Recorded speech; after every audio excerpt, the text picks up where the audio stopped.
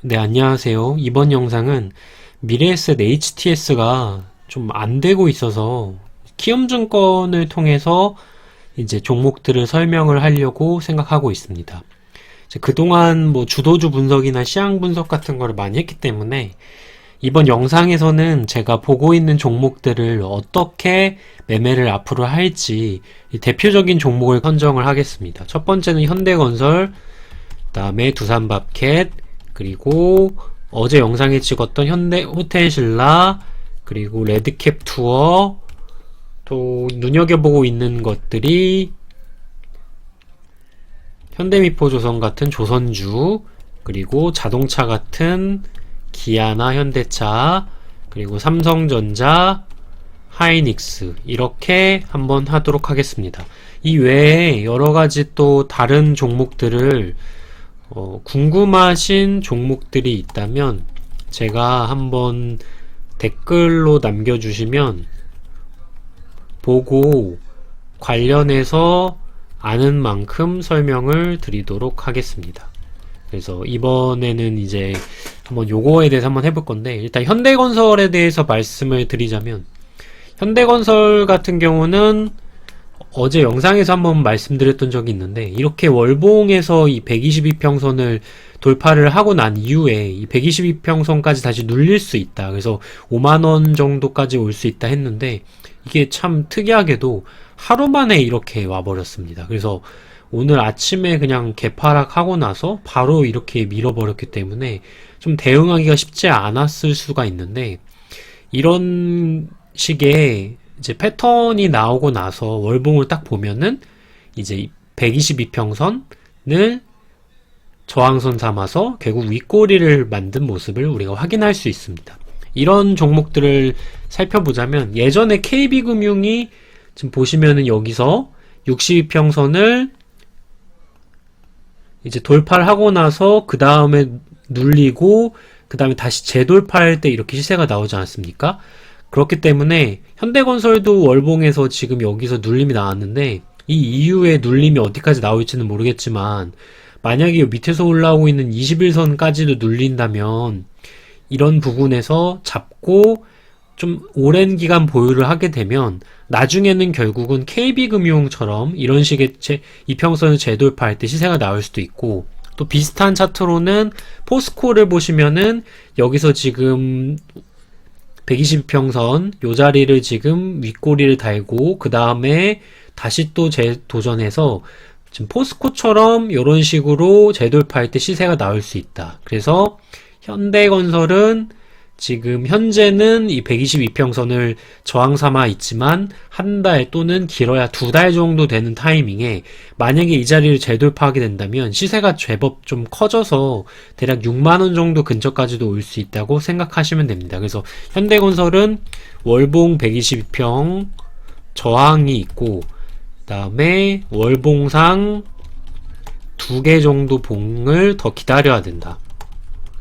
그래서 한 달, 두 달 또는 길면 세 달까지도 생각을 하셔야 됩니다. 그리고 현대 엔지니어링의 IPO 예비 심사 청구가 있습니다. 이 현대 엔지니어링이 3분기에 상장을 예상을 하고 있는데, 그렇다면 이제 늦어도 5월이나 6월 정도에 예비 심사 청구를 하게 됩니다. 그래서 이때 한번 이제 어느 정도 시세가 나올 수가 있는데, 이 비슷한 거로 예전에 LG 에너지 솔루션을 제가 봤을 때 상장 단계에서 첫 번째로 입찰 증명서를 증권사에게 제출을 합니다. 그래서 그때 당시에 LG 에너지 솔루션도 1월 달에 제출을 했고, 그 이후에 이제 예비심사 청구를 하고 하는 식의 패턴이 나오고 있는데, 현대엔지니어링은 제가 알기로는 4월 초에 입찰 증명서를 제출했습니다. 그렇기 때문에 좀 늦으면 6월 정도에 예비심사 청구가 나올 수 있고, 5월보다는 6월에 좀 더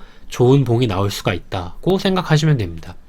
그 다음에 두산밥켓 같은 경우는 지금 다행히 이 저항선을 다 돌파를 했기 때문에 훨씬 더 시세가 빠르게 나올 수가 있는데, 지금 일단은 우리가 생각할 수 있는 지지선을 예로 들자면, 예전에 있었던 요 자리가 첫 번째 지지선 찾을 수가 있고, 그 다음 밑에서 올라오고 있는 11선, 11선 요 자리가 또 지지선이 될 수 있습니다. 이 자리에서 단기간에 우리가 분봉이나 이런 거를 이제 45분봉, 60분봉을 봉해서 어느 정도 이 지지를 받을 수 있는 요 자리 근처에서 다시 매수를 한 다음에 이 이후에 기술적 반등 후 매도를 해도 되고, 아니면은 이 종목이 계속해서 옆으로 횡보할 때 흐름이 나쁘지 않는다면 다시 또 이 음봉을 돌파하는 시기까지 기다려서 신고가를 다시 한번 노릴 수도 있다는 생각을 가지시면 됩니다. 그래서 현재로서는 지금 그런 모습으로 저는 두산밥켓을 생각하고 있습니다. 그래서 11선 정도 자리에서 이제 분할로 매수할 생각이고, 여기서 단기적인 매도를 해도 되고 또는 장기 보유도 가능한 상태라고 생각하시면 됩니다.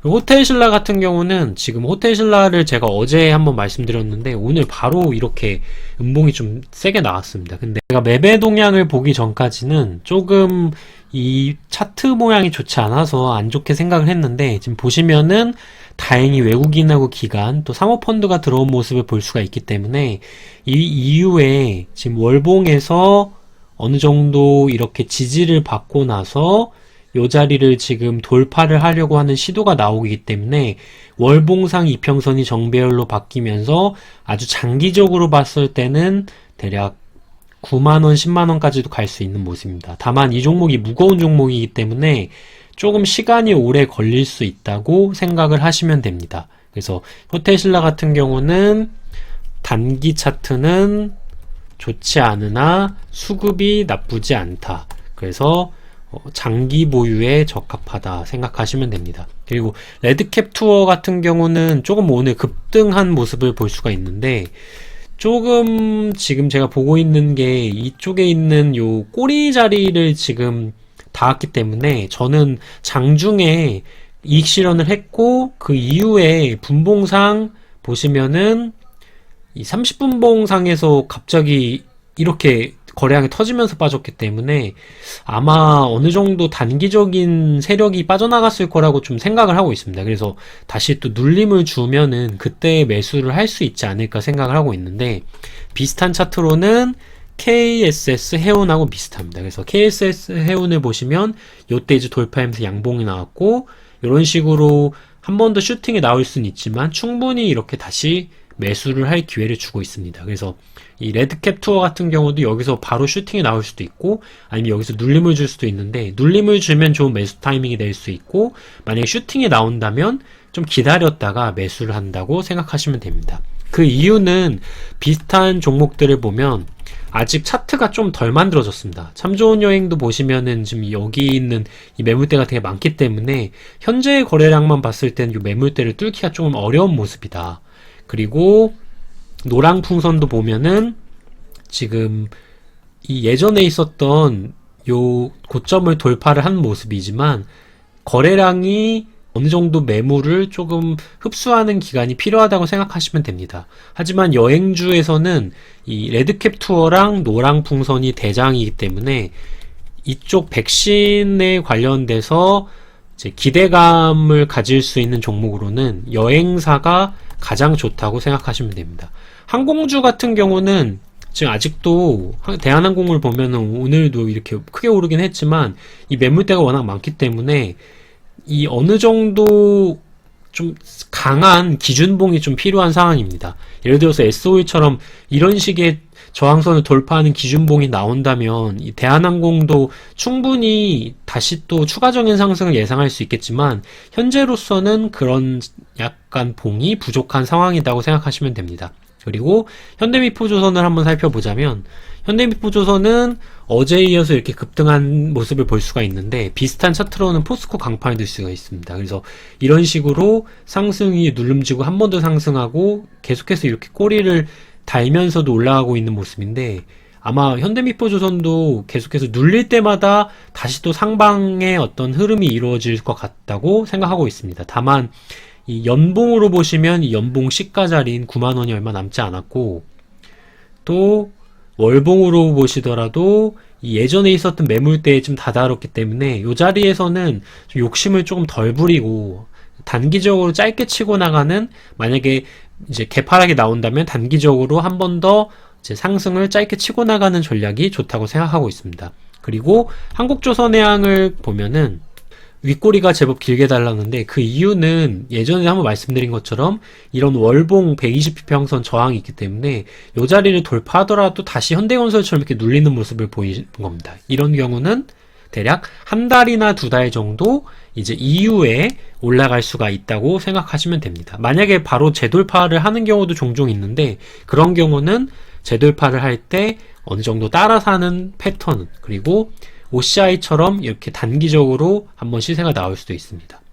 재돌파, 월봉 그 저항선을 재돌파할 때 단기적인 시세, 여기서도 보면은 재돌파할 때 단기적인 시세, 이런 거를 기대를 할 수 있습니다.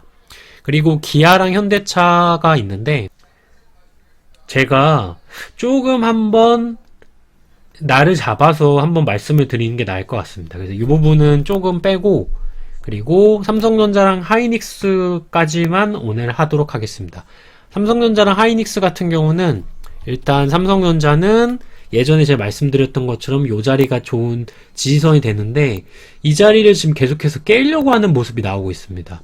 월봉을 보면은 지금 5위평선에서 지지를 받고 있는데 이 자리가 깨진다면 단기적으로 좀 큰 폭의 하락이 나올 수도 있는 상황이기 때문에 대략 비슷한 차트로는 넵튠 같은 요런 모양이 나올 수도 있습니다. 그래서 이렇게 지지를 받다가 한번 무너지고 다시 올라가는 이런 모습을 어느 정도 예상을 할 수가 있다고 저는 생각하고 있습니다.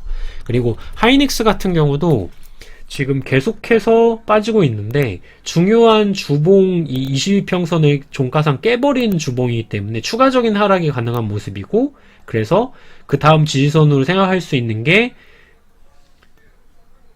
이쪽에 밑에서 올라오고 있는 122평선 이 자리를 닫거나, 만약에 닫게 되면 조금 더 깨졌다가 대략 12만원 선까지는 빠질 수도 있는 모습이라고 생각하시면 됩니다. 그래서 삼성전자 하이닉스 같은 경우는 하방 압력이 더 강한 모습이다. 그래서 지수가 더 빠질 수 있다라고 생각하시면 됩니다. 그래서 이렇게 일단은 말씀드릴 수가 있고, 삼성전자나 하이닉스 그리고 현대 기아차 같은 경우는 제가 한번 날을 잡아서 정확하게 한번 분석을 하도록 하겠습니다.